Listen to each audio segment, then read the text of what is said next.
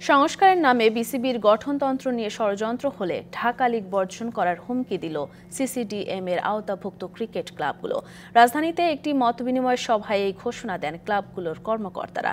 সম্প্রতি বিসিবির সংশোধিত খসড়া গঠনতন্ত্রে ক্লাবগুলো থেকে নির্বাচিত পরিচালক ও কাউন্সিলরদের সংখ্যা কমানোর গুঞ্জন ওঠে। তারই প্রেক্ষিতে আসে এই হুমকি।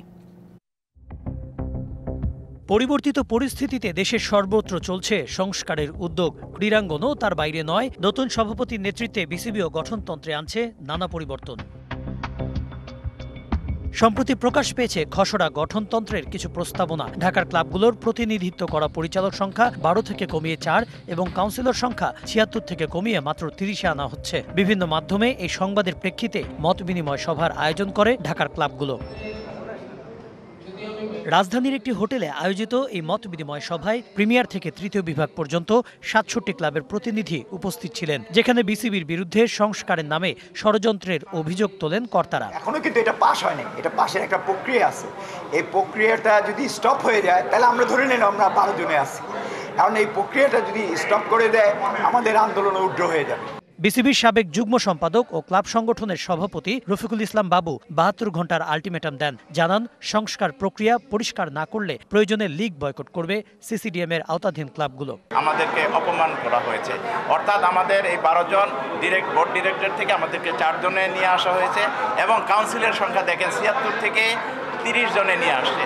এটা মানার যোগ্য না এবং এটা যদি তারা আগামী 3 দিনের ভিতরে একটি সদুত্তর না দেয় তাহলে আমাদের সমস্ত ক্লাবগুলি কিন্তু খেলা থেকে বিরত থাকবে যতদিন পর্যন্ত এটা সংশোধন না করা হয়। Dhaka metropolitan cricket committee CCDM এর সিনিয়র ভাইস চেয়ারম্যান মাসুদুজ্জামানও উপস্থিত ছিলেন মত বিনিময় সভায়। বিসিবির পদে থেকেও তিনি ক্লাবগুলোর সঙ্গে একাত্মতা প্রকাশ করেন। সিসিডিএম এর সিনিয়র ভাইস চেয়ারম্যানের আগে কিন্তু আমি কাউন্সিলর, আগে কিন্তু আমি ক্লাব।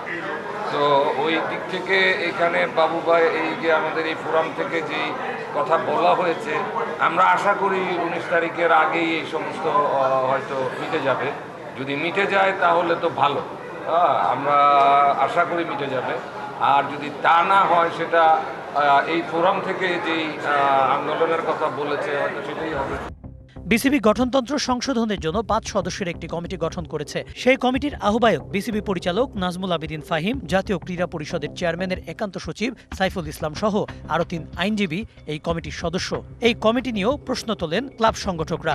দাবি জানান নতুন কমিটি গঠনের। Kanak Mahmud, DBC news, Dhaka.